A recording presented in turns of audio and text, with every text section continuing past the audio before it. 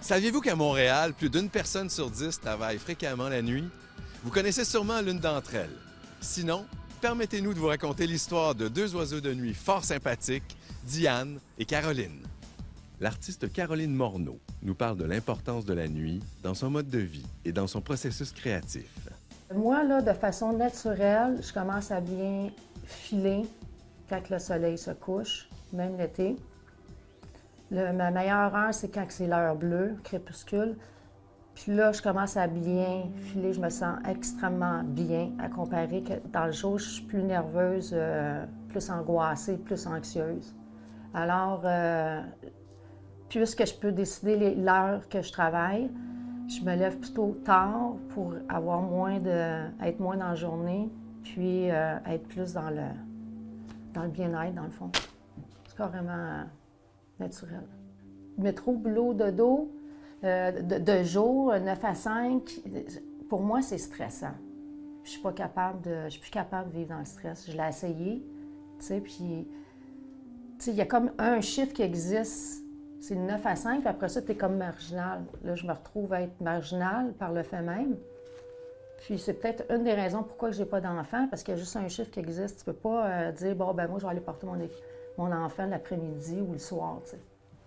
Fait que tout ça, ça fait en sorte que le soir, ben, c'est plus tranquille. Moi, c'est justement, il ne faut pas que j'en prenne de soleil. Pourquoi? À cause de la radiothérapie. Le médecin, il me dit, mon oncologue me dit, pense comme si tu étais une grande brûlée. Les grands brûlés ne vont pas au soleil. Moi, là, je me sens tellement bien, puis je ne sens pas le danger ou... tout au contraire, je suis dans la sécurité. Il y a quand même une communauté de nuit. J'ai un ami là, qui est médecin.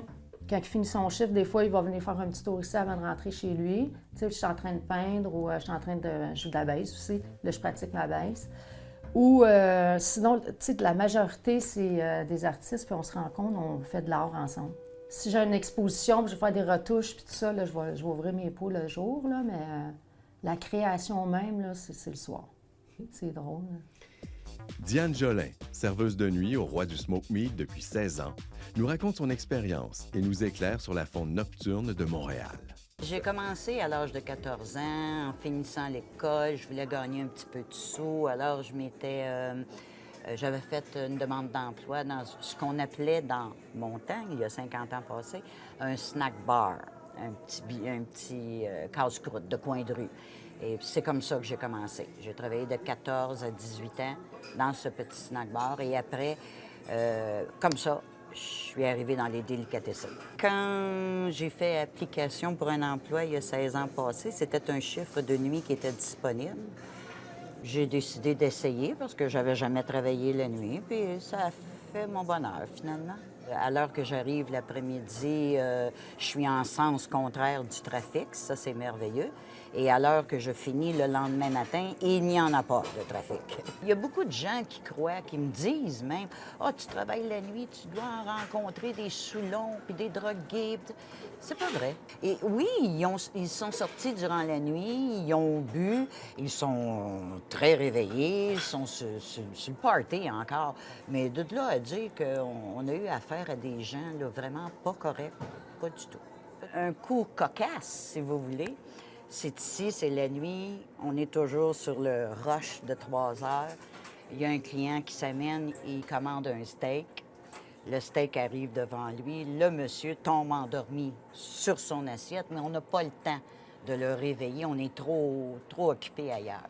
À un moment donné, une de mes compagnes se rend compte que d'autres clients qui sont entrés pour commander, pour apporter, l'un d'eux, voyant qu'il dormait, a décidé de prendre le steak dans l'assiette, de le saler, de le poivrer, de le manger et de partir. Quand le rush fut terminé, que la serveuse est allée réveiller le monsieur, elle lui a demandé, elle dit, « Puis, votre steak était bon? » Il lui répond, « Il était excellent, donnez-moi ma facture. » Je vous le jure.